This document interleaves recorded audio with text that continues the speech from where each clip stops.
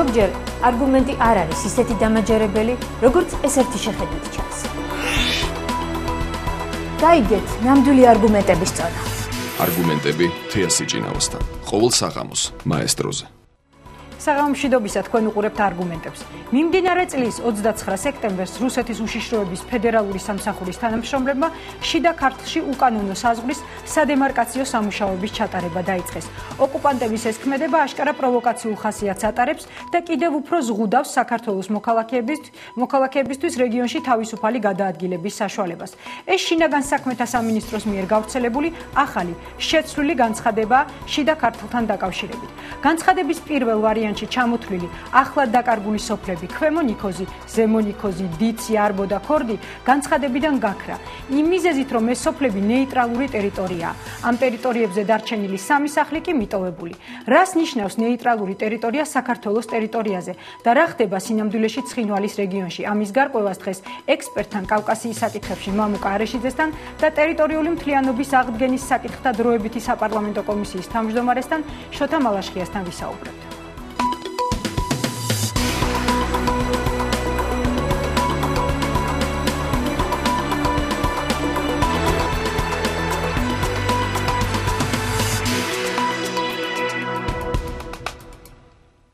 უყურებთ არგუმენტებს, ჩვენი სტუმრები არიან შოთა მალაშხია და მამუკა არეშიძე. ბატონებო, მოგესალმებით არგუმენტების სტუდიაში.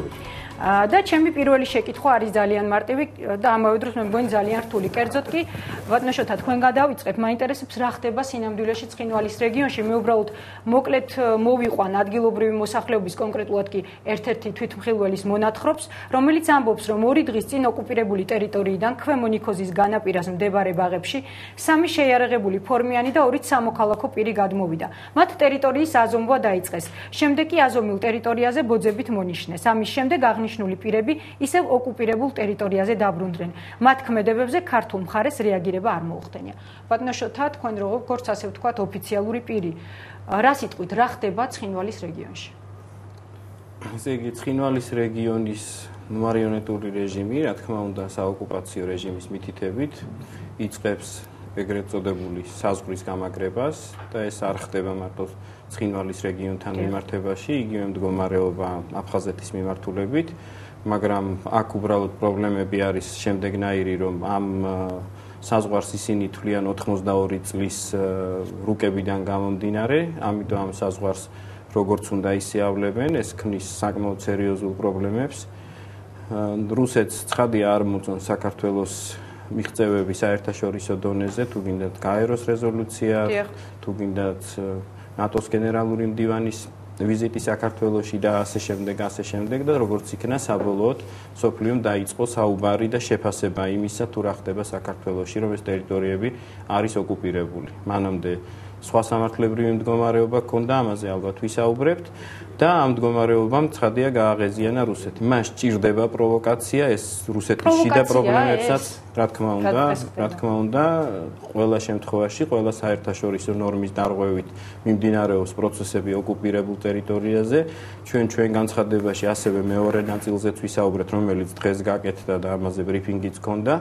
აქ საუბარია რა ხდება დაუშვით მეორე ოკუპირებულ ტერიტორიაზე, იქ მიდის ადამიანების ჯარშიც გაწვევა და 2 ახალგაზრდამ თავი ჩამოიხრჩა ამის გამო. ამიტომ საკმაოდ მძიმე მდგომარეობა და ამას სჭირდება საერთაშორისო ორგანიზაციების მეტი ყურადღება, იმიტომ რომ აქ მიმდინარე პროცესებზე პასუხისმგებლობა აღებული აქვს ასევე ევროკავშირის. ბატონო მამუკა, თქვენი ინფორმაცია როგორია? მართლაც პროვოკაცია ხდება? პროვოკაციის ნიშნები რასაკვირველია ბუნებრივი არის, მაგრამ მოდით ცოტა ქმედითად მივუდგეთ ამას ახლა, რაც იქ ხდება, ეს ხო არ დაწყებულა დღეს. ესე იგი, მცოცავი ანექსიის ტერმინი ჩვენ ესე იგი საექსპერტო ჯგუფის წევრებმა დავამკვიდრეთ უკვე კარგა ხანი, იმიტომ რომ რეალურად ეს ხდება. სხვადასხვა ფორმით, სხვადასხვა ესე იგი, ასე ვთქვათ, შინაარსის, მაგრამ საბოლოო ჯამში ერთ შედეგზე ორიენტირებული მოქმედებაა. ანუ ბატონო მამუკა, რომ დავაზუსტოთ, ეს არ არის ასე ვთქვათ, გადმოცოცების საზღვრის პირველი პრეცედენტი ბოლო პერიოდის მანძილზე. იმიტომ რომ ეხლა ასეთი რამ ხდება სხვა ადგილებშიც. ჯერტი გვახსოვს ხა ჩვენ მიუხედავად იმისა რომ თუნდაც აი ბოლო ეპიზოდი ავიღოთ რომელიც მოხდა ლამისყანასთან, ხო? ეხლა თან როგორ აკეთებენ ტაქტიკა აქვს ესეთი თვითონ იქ არ დგანა, სადაც აი ამას ჩაასობენ თქვა და ბოთს ან მიწაყრილს სადაც გააკეთებენ როგორც ლამისყანასთან მოხდა. დგანა თავის პოზიციებზე, მაგრამ ყოველწლიურად საზოგადოებრივ საზოგადოებრივ აზრის რეაგირებას ელოდებიან საერთაშორისო ორგანიზაციები, საქართველოს ხელისუფლების.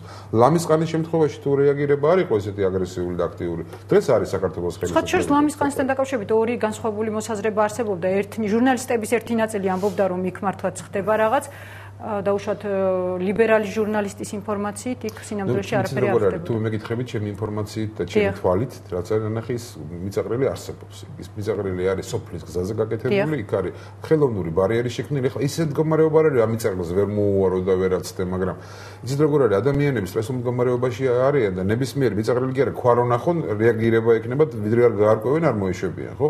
და მიწაყრილს გადაგედილი აქვს ეს გზა. კი, შეიძლება გადაიარო ყველაფერი, მაგრამ მე ვამბობ, რომ ეს იმიტომ კი არ ხდება, რომ აი ამ გზას ჩაკეტავენ ეხლა მიწაყრილად დამთავრდა. მე ვამბობ, რომ აკვირდებიან, აბა როგორ მოიქცევა, როგორ რეაგირება ექნება. არ არის გამორიცხული ეს მიწაყრილი, როგორც დაყარეს, თავის ხელით აიღო.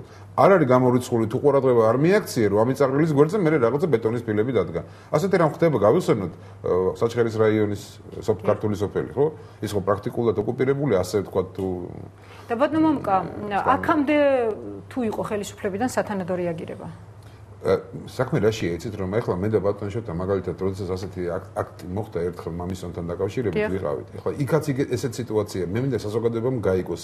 ეს არ ნიშნავს იმათ იქმედება რომ არიქა გამოცვიდნენ და საზღვარი გადმოკვეთეს და შემოიჭრან იქ რაჭის რეგიონში რა. მაგრამ სიტუაცია შეიქმნა ისეთი, როცა ქართული ესე იგი მესაზღვრეები იძულებული გახდნენ ადგილი შეეცვალათ. იქ რუსები წინ არ წამოსულა. მაგრამ სიტუაცია შექმნეს ისეთი. ამას უნდა ნიუანსია, მაგრამ ძალიან მნიშვნელოვანი. იგივე მოხდა დიკლოს მთასთანაც. იგივე მოხდა სხვა ადგილებშიც. ეხლა მაგალითად, როდესაც შედიან, თქვა დუშეთის რაიონის სოფელ გუმბათში რუსი ჯარისკაცები და ეუბნებიან, უნდა აიყარო და წაეთრიოთ აქედან სუყოლანი. ეს არ ნიშნავს, რომ მეორე დღეს შემოვლენ უკვე და საცარიელო სახლებში შევარდებიან, მაგრამ ეს ქმნის შიშს. 5 კაცი წავა, 6 წავა, შეიძლება არცეთი არ წავიდეს, მაგრამ დაძაბულ მდგომარეობაში არიან. ამას გეუბნებით.